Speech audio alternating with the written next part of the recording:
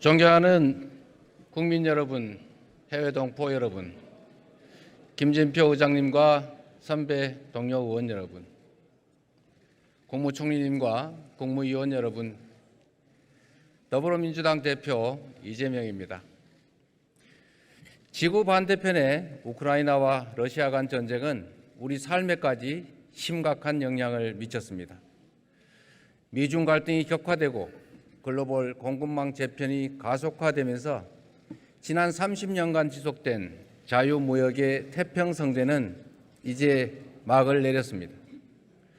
국익을 위한 무한 경쟁의 시대, 신보호주의 장벽은 가파르게 높아가고 있습니다.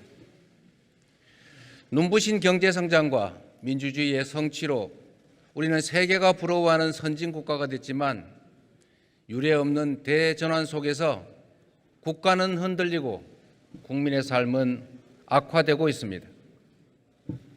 저는 매일 아침 자문합니다. 국가란 무엇인가? 정치는 무엇을 해야 하는가?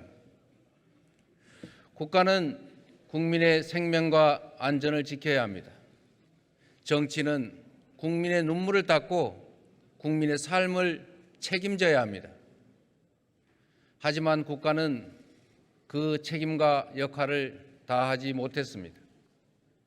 지금도 삶의 벼랑 끝에서 생을 포기하는 국민들이 여러 곳에 계십니다.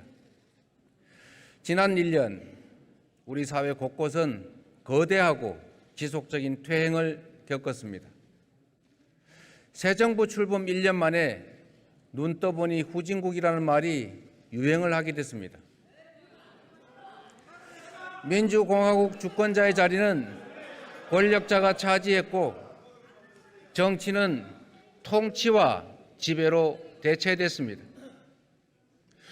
부모처럼 포근하고 든든해야 될 국가는 마치 채찍을 든 감독관처럼 국민을 각자 도생으로 내몰고 있습니다.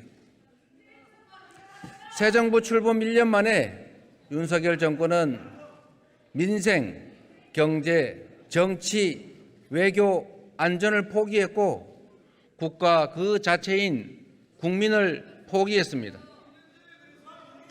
그야말로 오포 정권, 국민 포기 정권이라고 할 수밖에 없습니다. 윤석열 정부는 민생을 포기했습니다. 출범 때부터 수없이 비상벨이 울렸지만 정부는 민생을 방치했습니다. 원재료 물가 상승으로 부득이 가격을 인상합니다. 미안합니다. 골목마다 사정하다시피 내건 이런 안내문들이 즐비합니다. 라면과 김밥 한 줄 먹으려면 10,000원이 넘는 현실. 분식집도 부담스러운 학생들이 발길을 돌립니다. 30년 넘게 사우나를 운영했던 사장님은 치솟는 가스비와 전기요금 때문에 끝내 폐업했습니다. 카페를 운영하는 40대 부부는 전세대출 원리금, 생활비, 교육비 때문에 신용불량자가 되고 말았습니다. 가계부채는 이제 시한폭탄입니다. 올 1사분기 가계부채 총액이 약 1,854조 원입니다. 한국은 세계 34개 주요국 가운데 가계빚이 GDP를 넘는 유일한 나라입니다. 하지만 정부는 마른 수건 쥐어짜듯이 서민과 중산층을 쥐어짜면서 민생 고통을 가중시키고 있습니다. 코로나 시기에 서민 살림을 지원하고 골목 상권을 그나마 버티게 해준 지역 화폐 예산, 정부가 지금 전액 삭감하겠다고 합니다. 공공기관 채용을 6년 만에 최소로 줄여놓은 정부가 고용 상황이 역대 최고라고 자평하고 있습니다. 그냥 쉬었다 이렇게 말하는 66만 명의 2030 청년들이 이 정부에게는 투명인간으로 보이는 것 같습니다. 양극화와 불평등 심화로 소득 하위 20%의 가구 중에 3분의 2가 빚을 내지 않으면 살 수 없는 소위 적자 가구가 되고 말았습니다. 윤석열 정부는 민생을 포기했습니다. 윤석열 정부의 경제 정책에 대한 긍정 평가는 최하위입니다. 국민 대다수는 경제가 나쁘다고 판단했고 좋아질 것이라는 응답은 극소수에 불과합니다. 올해 6월 OECD가 경제 성장률 전망치를 발표했습니다.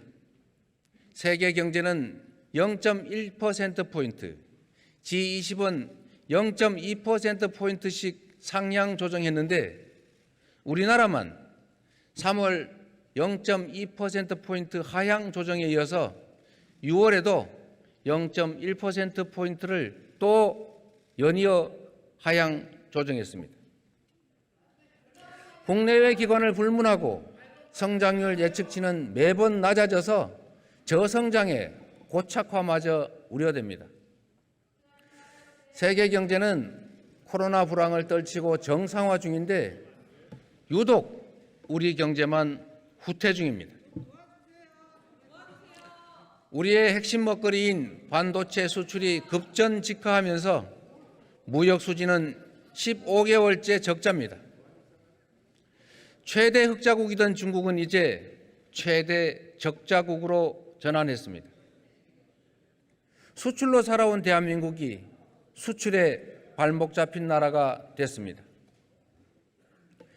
시장이 알아서 할 것이다, 이런 자유방임적인 사고로는 이 세계사적인 전환의 파고를 결코 넘을 수 없습니다. 그런데도 정부는 구체적 대안도 없이 막연하게 내년이면 회복될 것이다, 이렇게 주장합니다. 중국이 회복되면 우리 수출도 회복될 것이다, 이렇게 말하는데 아쿠아일로인 대중관계 속에서 경제 회복 발판은 또 중국이다, 이렇게 말하니 이해가 어렵습니다. 무리한 초부자 감세로 부동산, 자산, 금융, 사업소득 세수는 수십조 원까지 줄어서 역대급의 세수 펑크가 예상됩니다. 반면에 직장인들의 근로소득세는 올 4월까지 22조 8천억 원, 전년보다 오히려 1,000억의 세수가 늘었습니다. 유리지갑인 직장인과 서민들의 부담만 늘고 소득 재분배라는 조세 기능에 역행하고 양극화와 불평등은 더욱 심화되고 있습니다. 국민의 삶이 힘들고 경제가 어려워도 무대책이 대책이라는 정부로 인해서 우리는 경제는 날개 없이 추락 중입니다. 윤석열 정부는 정치 또한 포기했습니다. 지난 6월 10일 민주항쟁 기념식에 윤석열 정부는 불참했습니다. 국가기념일 지정 이후 처음 있는 일입니다. 제주 4.3 희생자 추념식도 불참했던 대통령은 공약했던 5.18 정신 헌법 전문 수록도 외면했습니다. 지난 1년 대통령은 야당과 한 번도 만나지 않았습니다. 대통령의 시행령 통치와 거부권에 막혀서 입법부가 제대로 작동할 수 없었습니다. 대법관 임명 과정에서 대법원의 독립성은 훼손됐습니다. 대통령은 자유민주주의를 외치지만 이 땅의 자유와 민주주의는 질식의 위험에 빠졌습니다. 모든 동물은 평등하다. 그러나 어떤 동물은 더 평등하다. 조지 오웰의 소설 동물농장 속 풍자가 2023년 대한민국에서 현실이 되고 있습니다. 헌법 가치를 수호하고 국민 인권을 보호해야 될 검찰은 우리 대통령을 지킨다면서 국민을 향해 쉼없이 칼을 휘두르고 있습니다.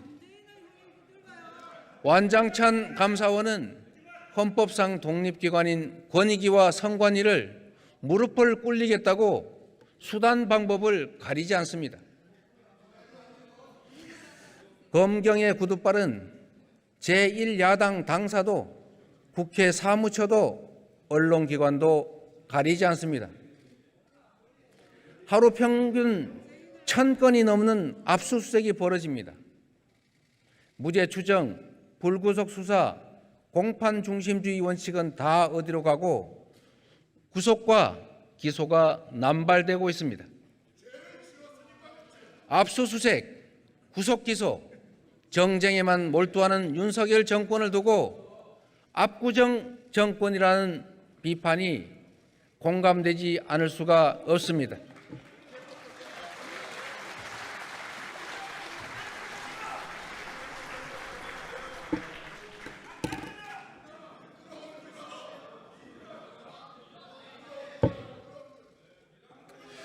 정부의 제1소명은 국민을 편안하게 하는 것인데 이 정권은 힘없는 국민들에게 매일같이 죄를 묻습니다. 오늘은 양회동 씨가 삶을 등진 지 49일째 되는 날입니다. 노동자의 권리를 위해서 싸워왔던 자신을 공갈 협박범으로 모는 정부를 용납할 수 없다면서 구속심사 직전에 자신의 생명을 던졌습니다. 하지만 정부 누구도 이 죽음에 대해서 반성하거나 책임지지 않습니다. 대통령이 말하는 우리 국민에는 정부와 생각이 다른 노조, 시민단체, 국민은 포함되지 않는 것 같습니다. 제4의 권력이라는 언론 상황도 결코 예외가 아닙니다. 감사원이 1년 내내 감사하고 망신을 준 것도 모자라서 임기 2달도 남지 않은 방송통신위원장을 굳이 해임했습니다. 그 자리에 MB 정권의 언론 탄압 선봉장이자 언론 장악 기술자를 앉히려고 합니다. 드라마 더 글로리에 버금가는 학폭 사건인데 이 정부의 인사검증 시스템에서는 문제가 되지 않는 것 같습니다. 윤석열 정권은 마치 오늘만 사는 것처럼 무소불위의 권력을 휘두르고 민주주의를 질식시키고 있습니다. 삼권 분립은 무너지고 입법, 사법, 행정관의 견제와 균형은 이제 교과서에나 있는 얘기가 되고 말았습니다. 모든 국민은 자유롭다. 그러나 어떤 국민은 더 자유롭다. 이게 바로 오늘 대한민국의 정치 현실입니다.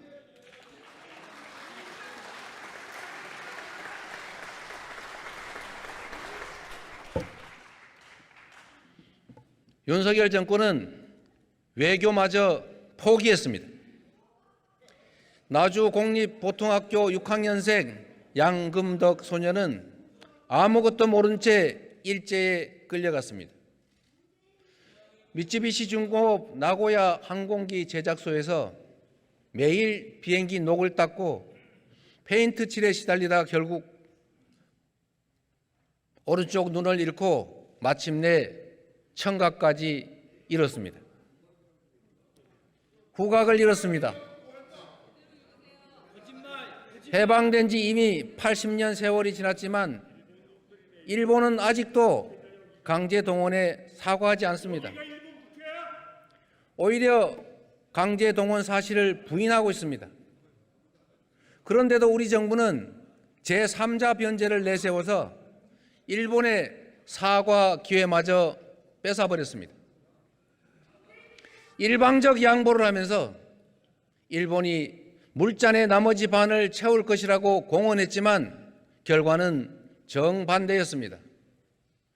일본의 잘못이 분명한 초계기 갈등마저 없던 일로 하면서 대체 우리는 무엇을 얻었습니까? 정부가 일방적 양보만을 담아서 내준 물컵을 이제 일본은 후쿠시마 오염수로 마저 채우려고 합니다.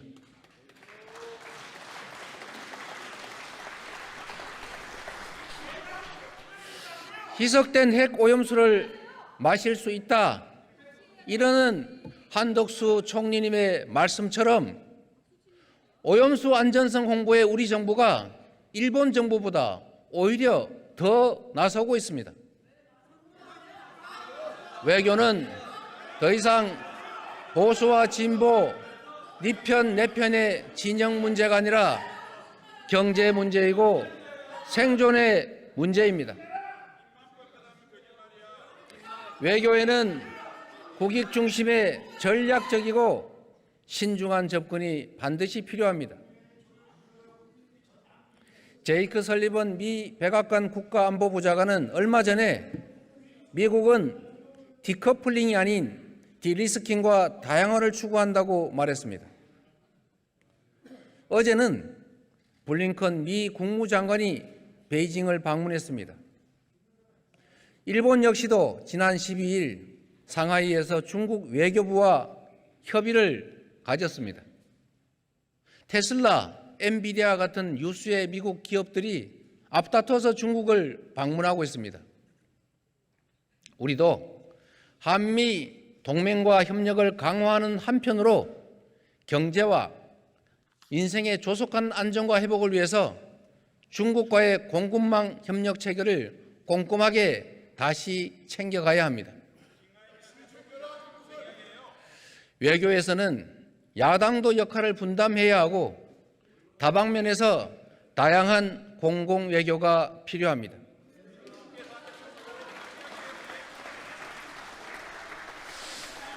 지난주에 민주당 민생경제위기대책위원회가 중국의 전국인민대표대회 외사위원회, 국제무역촉진회, 국무원 발전연구중심 등을 방문했습니다. 그리고 이 자리에서 중국 단체관광 제한 완화, 한국 기업의 중국 진출입 시의 불평과 차별의 해소, 상호관광과 비자 확대, 한류 등의 문화예술 규제 완화, 인적 교류 확대 등을 요청했습니다. 점증하는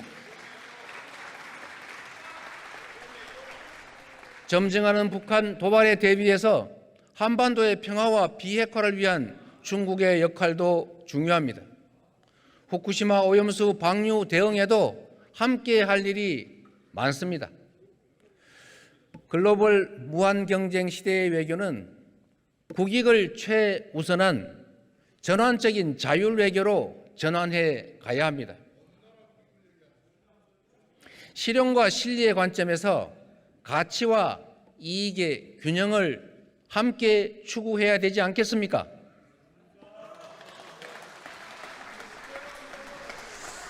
이념 중심, 진영 중심의 맹목적 편향 외교는 결코 답이 될 수 없습니다.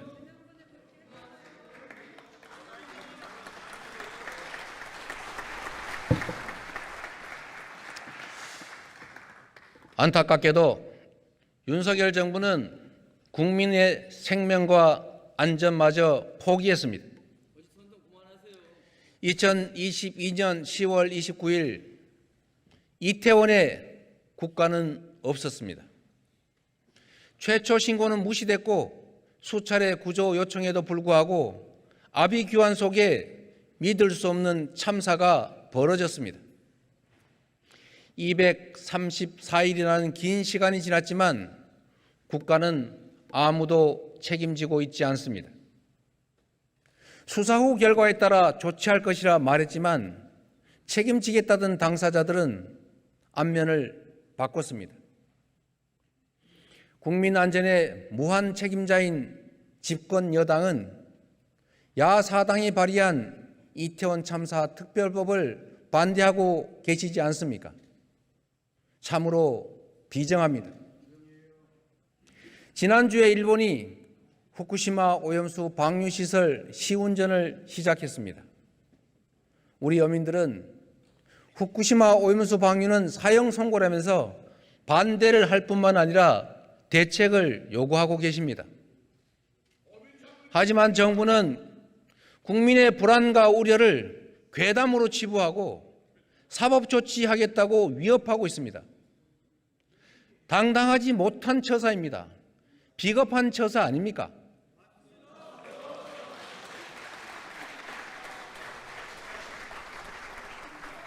전문가들에 의하면 핵 오염수를 고체화한다는 등의 다른 선택지가 얼마든지 있는데도 일본 정부는 쉽고 비용이 적게 드는 방류를 굳이 고집하고 있습니다.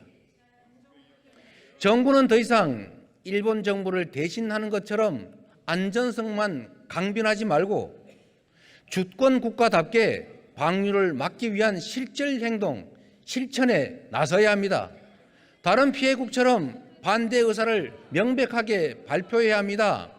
피해국들과 연대해서 국제해양재판소에 제소하고 방류금지 임시조치 요구해야 되지 않겠습니까?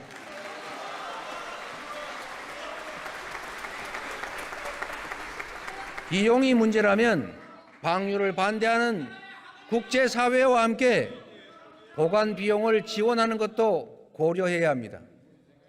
말도 안 되는 얘기 같지만 방류를 허용할 경우에 생기는 대한민국의 피해보다는 오히려 그것이 더 적은 비용일 것이다.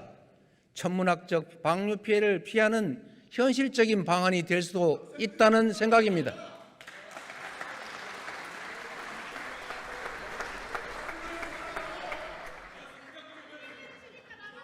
국민 여러분, 우리 민주당은 국민을 포기하지 않겠습니다. 민주당부터 할 수 있는 일을 하겠습니다. 첫 번째로 민생과 경제 회복을 위해서 35조 원 규모의 추경 편성을 추진하겠습니다.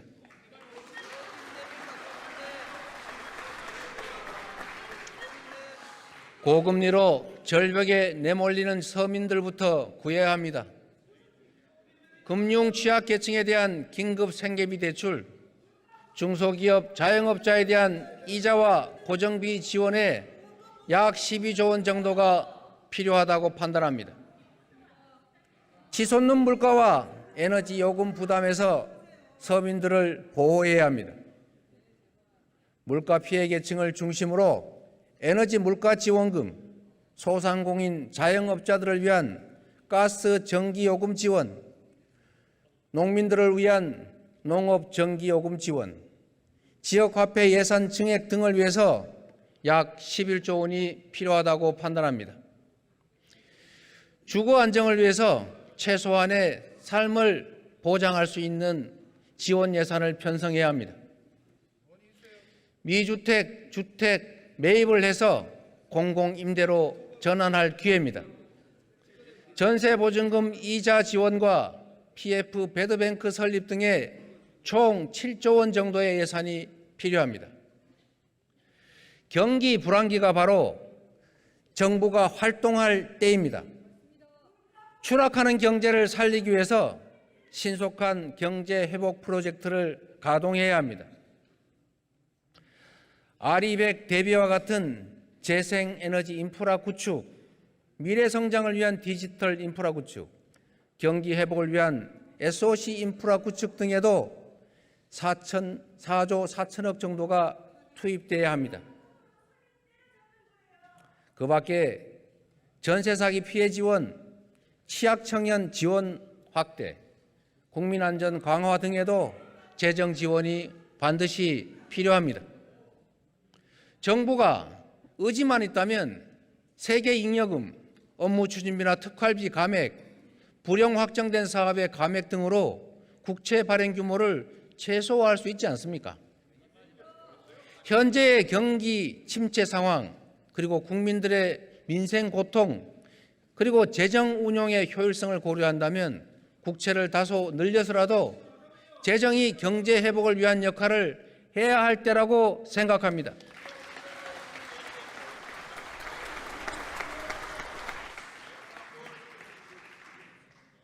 국민의힘 의원님 여러분, 비난만 하지 말고 제 말씀을 좀 들어보십시오. 21년 기준으로 우리나라 국가 부채 비율은 51%입니다. 선진국 평균으로 117.9%의 절반에도 미치지 않습니다. 미국 128.1%, 일본 262.5%, 안정적 경제를 자랑하는 독일도 70%에 달합니다. 국가가 져야 될 빚을 국민이 대신 지는 이 대한민국의 이상한 현실은 결코 정의롭지 않습니다, 여러분.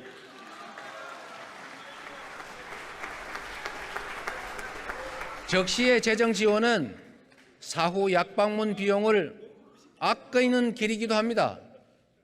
정부 여당도 추경 필요성을 이해하시고 지혜를 모아주시기를 당부드립니다. 두 번째, 전세 사기 대책을 시급하게 보완하겠습니다. 가슴에 태극마크를 달았던 30대 전세 사기 피해자가 기댈 곳 없는 현실을 죽음으로 탄원하겠다는 유서를 남기고 목숨을 끊었습니다. 그런데 국토부 장관께서는 모든 사기는 평등하다, 이런 해괴한 명언을 남기면서 전세 사기에 대한 국가 책임을 회피했습니다. 전세 대출은 국가 보증이 있어서 가능했습니다. 임대차 시장의 여러 문제는 수십 년간 방치되어 왔습니다. 전세 사기는 관련 기관들의 미비한 예방책과 제도적 허점을 파고든 범죄입니다. 해당 사태에 책임 있는 기관과 정부가 일부나마 책임을 분담하는 것은 너무나 당연한 일 아니겠습니까? 여야 합의 결과라는 점에서 제정된 전세 사기 피해 특별법은 매우 의미가 큽니다. 그러나 법 통과는 끝이 아닌 시작이 돼야 합니다. 공공에 의한 피해 직접 구제 조치로 채권 매입, 사후 정산 제도가 꼭 필요합니다. 전세 사기 피해자를 위한 추가 입법에 민주당이 나서겠습니다.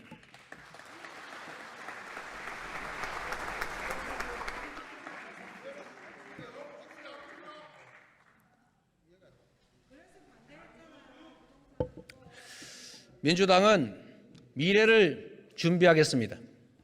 세계사적 대전환의 위기를 기회로 바꾸어 가겠습니다. 그 첫 번째 방안으로 미래 산업 기반을 구축하겠습니다.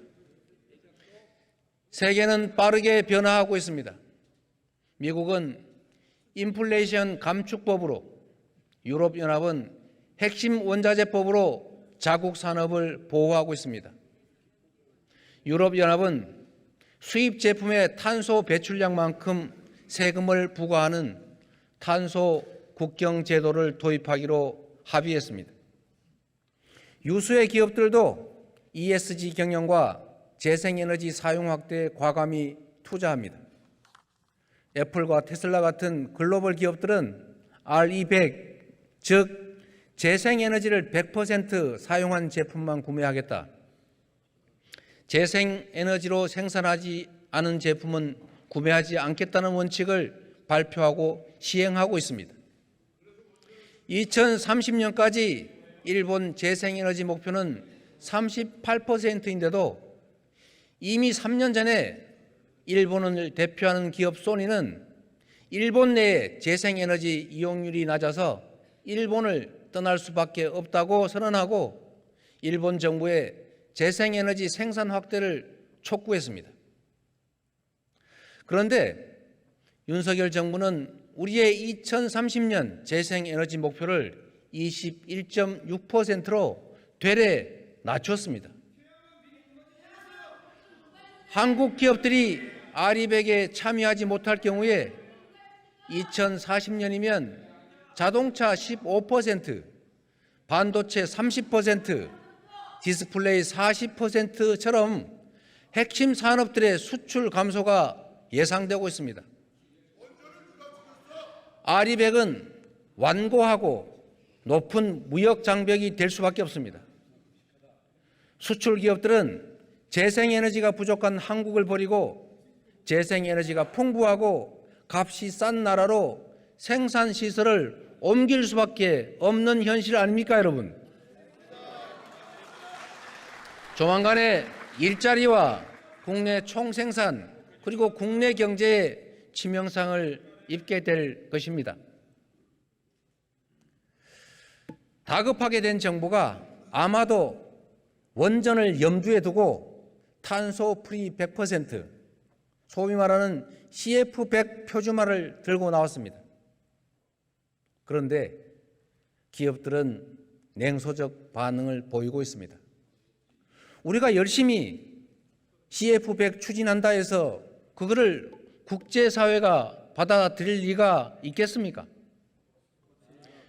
윤석열 정부가 확대 추진하는 원전, 국제사회에서 R200의 재생에너지 재원으로 인정하지 않습니다. 유럽연합도 그린 텍소노미에서 원전을 엄격하게 규제하고 나섰습니다. 2050년까지 고준위 방사성 폐기물 처리장 확보, 2025년부터 신규 원전 건설과 수명 연장 원전에는 사고 저항성 핵연료 사용, 이런 조건을 붙였는데 대한민국이 이 조건을 충족하는 것은 사실상 불가능하다는 게 현실 아닙니까? 정부의 에너지 정책의 전면적 전환을 촉구합니다. 재생에너지의 신속한 확보는 우리 산업과 경제의 생사 문제입니다. 위기는 기회로 만들어야 합니다. 에너지 위기 역시 우리 학이 따라 얼마든지 성장의 기회로 만들 수 있습니다.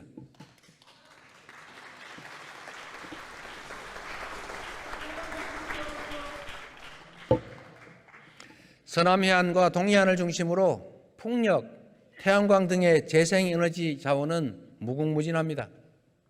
재생에너지의 수요도 폭발적일 만큼 풍부합니다.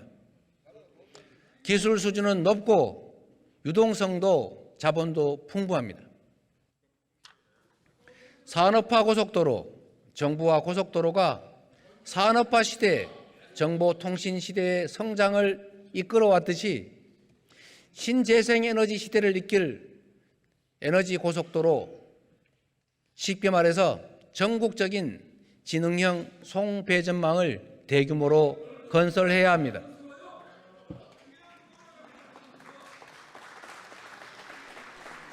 경기 불황기에 정부의 대대적인 인프라 투자, 이게 바로 일자리를 만들고 경기 침체를 막고 미래 경제와 성장의 기반을 구축하는 일석다조 효과를 낸다는 거 경제의 상식 아닙니까? 2030년 재생에너지 목표부터 글로벌 추세에 맞춰서 30% 이상으로 상향해야 우리 기업과 경제의 국제 경쟁력을 확보할 수 있습니다. 둘째로 벤처 스타트업 활성화에 총력을 다하겠습니다. 자원이 빈약하지만 인적 자원이 풍부한 우리나라는 혁신적인 제품과 서비스를 개발하는 벤처 스타트업의 성장과 육성에 생존이 달려있다, 이렇게 말해도 과언이 아닙니다.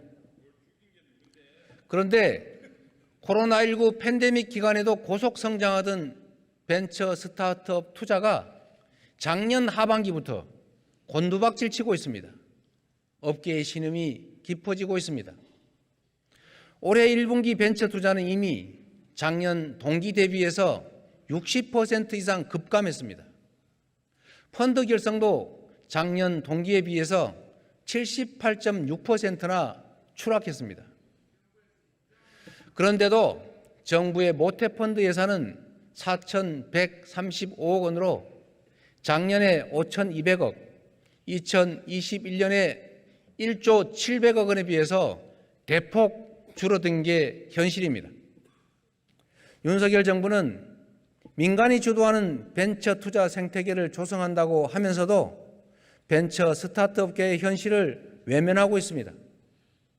벤처 스타트업이 성장하려면 국가의 뒷받침이 필수적입니다. 모든 것을 시장화라면서 민간에 떠넘기지 말고 모태펀드 확충, 세컨더리 펀드 확대, 창업 기업의 자유로운 활동을 위해서 규제 완화 특구를 만들어야 하지 않습니까? 이게 바로 정부가 할 일입니다. 쉽지 않은 일이지만 벤처 스타트업이 활동하기 좋은 나라 민주당이 최선을 다하도록 하겠습니다.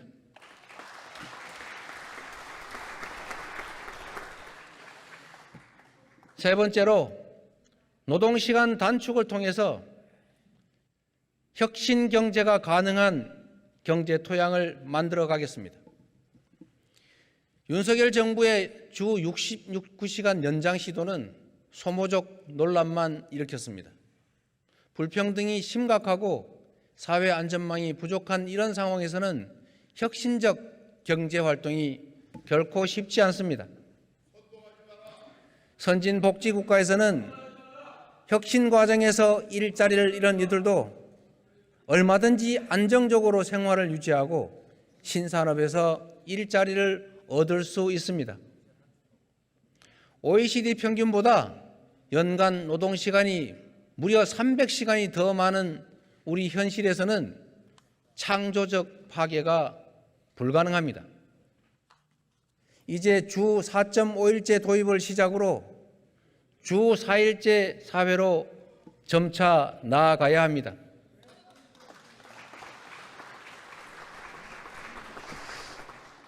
이미 유럽 여러 나라들은 주 4일제를 시행하고 있습니다. 생산성이 떨어질 것이다 라는 예측은 빗나갔고 오히려 이직률만 현저하게 떨어졌습니다. 미국에서도 근무 시간을 주 32시간으로 줄이는 법안이 공식 발의됐습니다. 노동시간 감축은 한마디로 글로벌 스탠다드입니다. 삼성전자도 최근 월 1회 주 4일제를 시행한다고 밝혔습니다. SK, CJ E&M, 카카오 게임즈 같은 데에 이어서 삼성전자의 부분적인 주 4일제 시행으로 우리 기업들의 근무 단축 실험도 점차 확산돼 가고 있습니다. 아무리 험해도 어려운 길이라도 가야 할 곳이라면 길을 만들어 가야 하지 않겠습니까? 없는 길을 만들어 내는 것이 바로 정치입니다. 가능한 영역부터 한 발 한 발 나아갑시다. 노동시간 단축으로 산업재해 같은 장시간 노동의 부작용을 줄이고 일과 삶이 조화되는 사회, 삶의 질과 효율성이 모두 높은 사회를 함께 만들어 갑시다.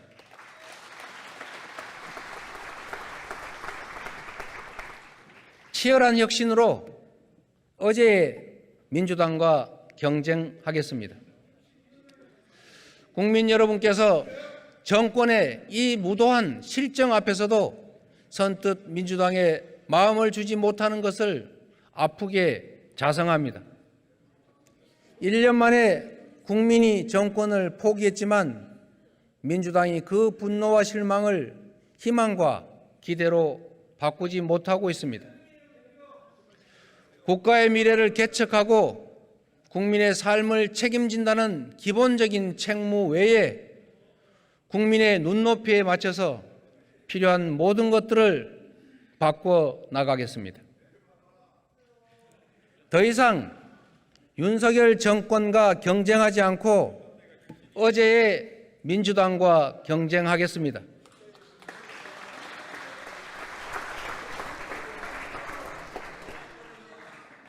더 이상 국민의힘과 비교하지 않고 민심을 기준으로 삼겠습니다. 국민께서 민주당이 달라졌다 이렇게 느끼실 때까지 변화와 개혁을 멈추지 않겠습니다.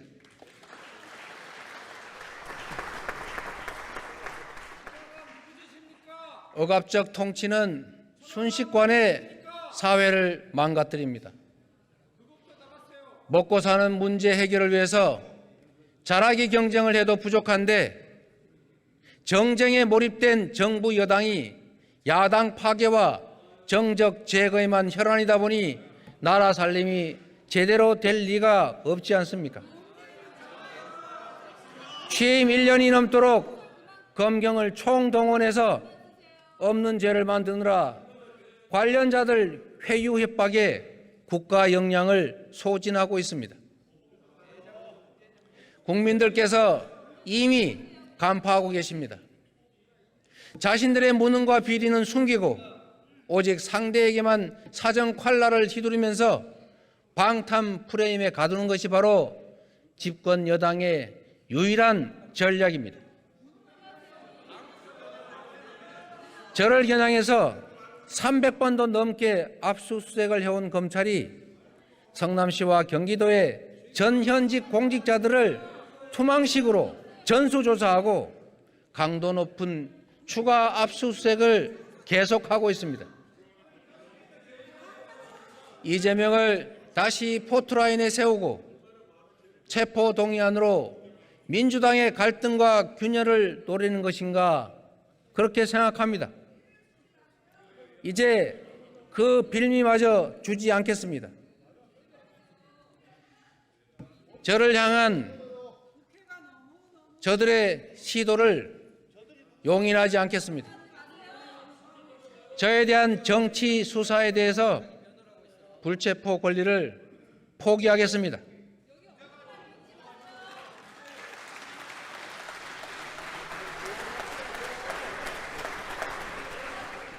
지금까지 그랬던 것처럼 소환한다면 10번 아니라 100번이라도 응하겠습니다.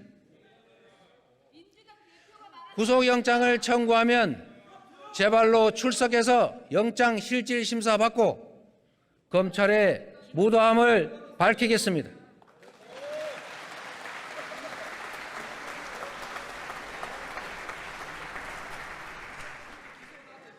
압수수색, 구속기소, 정쟁만 일삼는 무도한 압구정 정권의 그 실상을 국민들께 드러내겠습니다.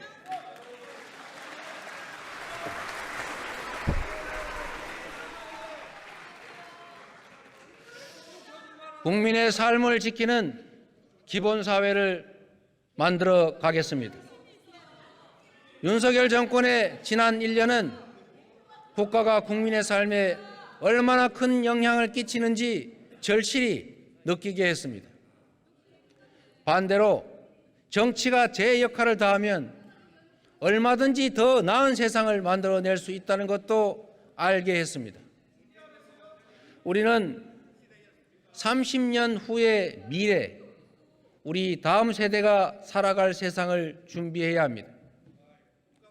각자 도생 사회를 최소한의 삶이 보장되는 복지사회가 대체해 왔던 것처럼 이제 복지사회를 넘어서서 기본적 삶이 보장되는 기본사회로 나아가야 합니다.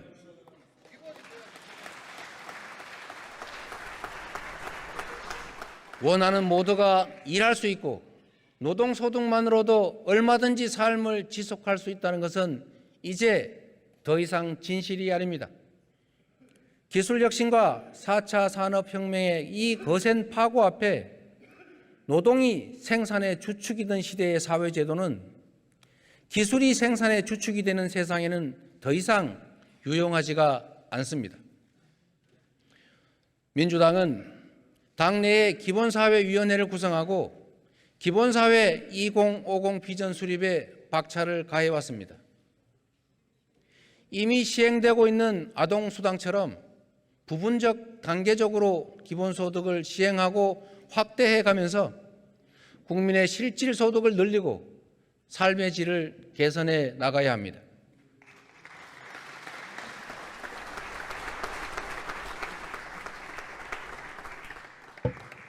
주거, 금융, 교육, 의료, 교통, 통신, 에너지 같은 국민의 다원적 욕구를 충족하는 보편적 기본 서비스를 통해서 국민의 삶에 대한 국가의 책임을 더 높여 나가야 합니다.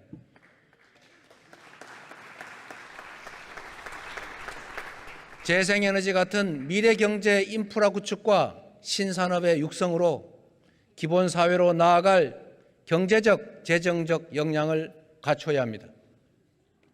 국민을 포기한 윤석열 정권의 각자 도생 정글 사회를 넘어서서 안정되고 풍요롭고 희망 넘치는 세상을 만들어 나가겠습니다.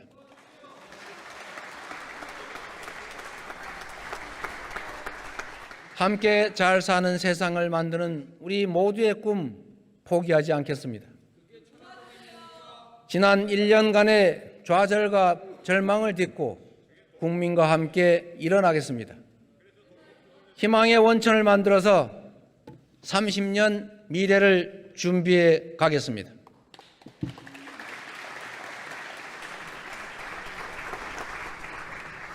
대통령께서 국가를 대표해 외교 순방길에 나서셨습니다. 국민의 한 사람으로서 큰 성과를 내시고 건강하게 귀국하시기를 기원하고 응원합니다. 고맙습니다.